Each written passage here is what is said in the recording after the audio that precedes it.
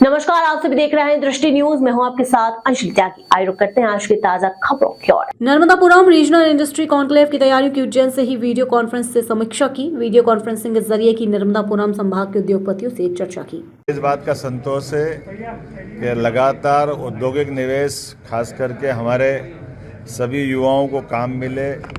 युवा में भी जो तकनीकी रूप से दक्ष आईटी के बीटेक एमटेक या अलग अलग उच्च शिक्षा से जो शिक्षित व्यक्ति हैं या रोजगार चाहने वाले हमारे युवा मित्र हैं, सभी को सभी प्रकार की अवसर मध्य प्रदेश में उपलब्ध कराने के लिए हमने सरकार बनने के बाद औद्योगिकीकरण का एक जो अभियान चलाया है, उसमें हर संभाग पे जाकर के बड़े आयोजन करना। उस कड़ी में कल 7 तारीख को नर्मदापुरम अर्थात पुराने होशंगाबाद संभाग पर एक बड़ा रीजनल कॉन्क्लेव होने वाला है।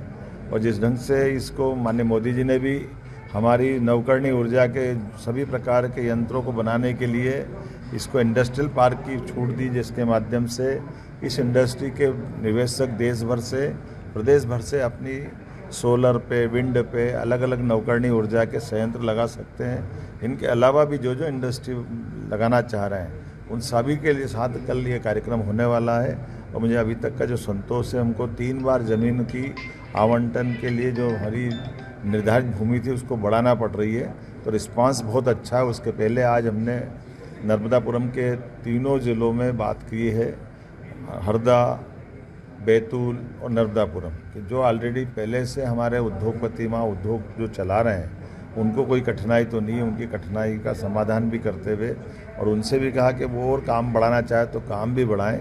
इसके लिए हम प्रदेश वालों को भी प्राथमिकता में रख रहे हैं। मुझे इस बात का संतोष है कि लगातार इस औद्योगिक निवेश के माहौल में बड़े पैमाने पे निवेशक भी आ रहे हैं और यहाँ रोजगार के अवसर भी उपलब्ध हो रहे हैं और हमारी आर्थिक रूप से प्रदेश की संपन्नता भी बढ़ रही है। मैं अपनी ओर से आज यहाँ उज्जैन में यहाँ से वीसी के माध्यम से मैंने जुड़ करके उस योजना की विस्तार से बात कही है।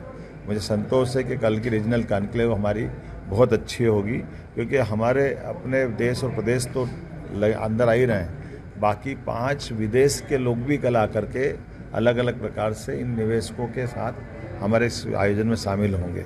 एक और हमारे अपने सिंहस्थ के आयोजन को लेकर के सभी साधु संतों को सबका आग्रह था कि 1980 के सिंहस्थ से लगा करके 80, 92, 2004, 2016 यहाँ लगातार गंभीर का पानी मिला करके स्नान करना पड़ रहा था।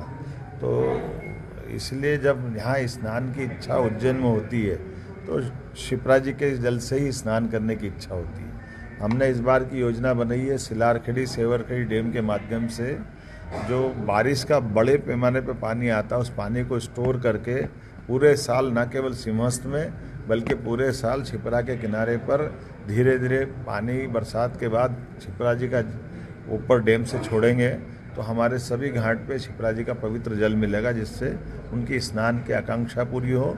साथ ही साथ इस पानी को पीने के लिए भी हम सप्लाई करने का प्लान हमने हरियाखड़ी डैम से बनाया है। उम्मीद कर रहे हैं एक एक बूंद को सहेजते हुए नगर की आवश्यकता को भी पूर्ति करें, नागरिकों को स्नान के लिए भी मिले और सबकी भावनाओं का सम्मान हो। मैं उम्मीद कर रहा हूँ कि सिंहस्थ के इस आयोजन में अभी तक के सारे आयोजनों में सबसे बेहतर साबित हो। हम सब मिलेंगे तो निश्चित रूप से इस पूरे आयोजन को बहुत अच्छे से करेंगे।